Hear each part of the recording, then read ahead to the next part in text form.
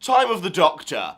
A very controversial episode. Some people have their major issues with it, and some people really like it. And I'm not sure what answer you're expecting me to give here, but I really like it. First of all, I want to give this episode props for something. Because obviously, this is part of, the Christmas specials. That's why I'm reviewing it. And it's surprisingly Christmassy. It just, has the nice settings, does some cool things, and the town being called Christmas is a very nice touch. Certainly made a little bit more effort than End of Time did, because I'd have liked End of Time to have made a little bit more effort with the whole Christmas thing.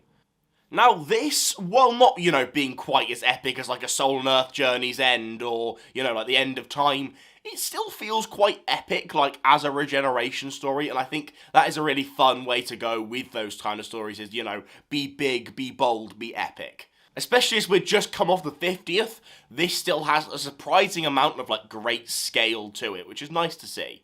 This also, ties in lots of really cool elements from, the entire, Matt Smith era.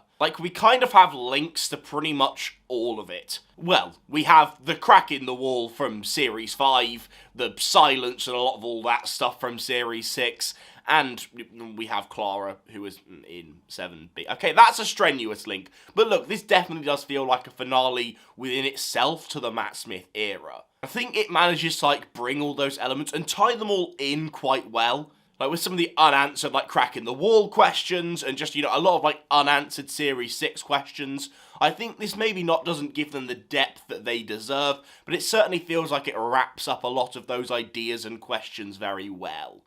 I also think thematically this works really well for Matt Smith's Doctor. Finally having to, stop and stand. I just think the plot ideas here are very interesting. This stalemate and finding out that the Doctor just has to stay here. I think it's a really interesting idea for a plot. It's a little bit, you kind of have to suspend a little bit of disbelief. You feel like if, the Daleks just landed enough Daleks, surely the Doctor wouldn't be... I don't know, sometimes you feel like, wow, the Doctor just kept on stopping them for all those years. Wow.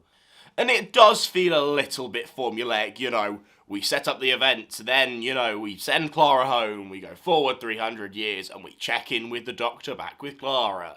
And they definitely did that just because they wanted Clara to stay on as a companion, and we couldn't just, have Clara just kind of die 100 years in. We kind of had to keep having this Clara-based gimmick, which was fun.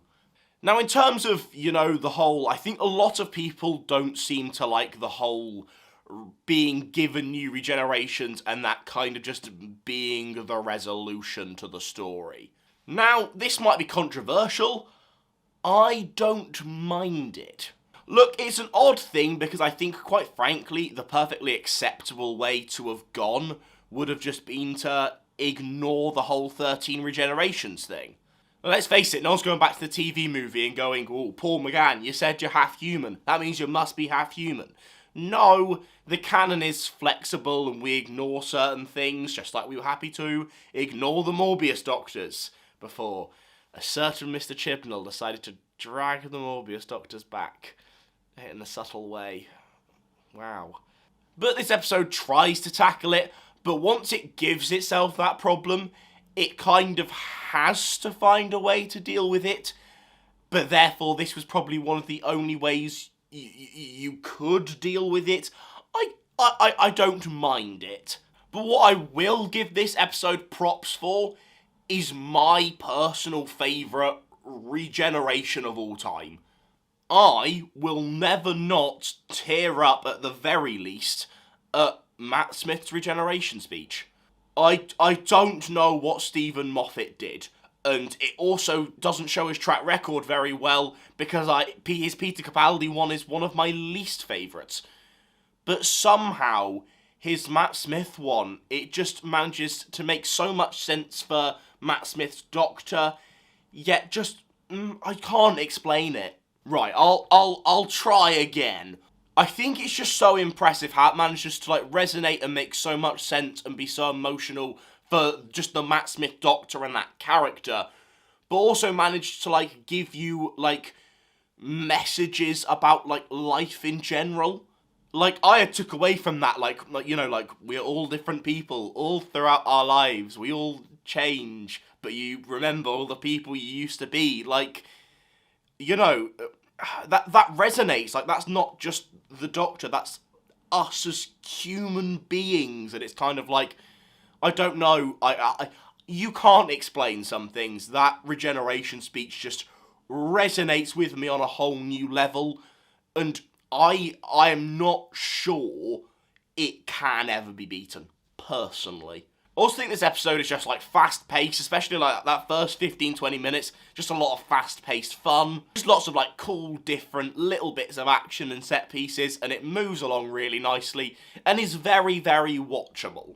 You know there are problems with this. I mean, even Matt Smith himself has admitted his ending could have been slightly better, but I still really enjoy it for what it is. It's not one of those I look back on and go, I'd have changed that and I'd have changed that.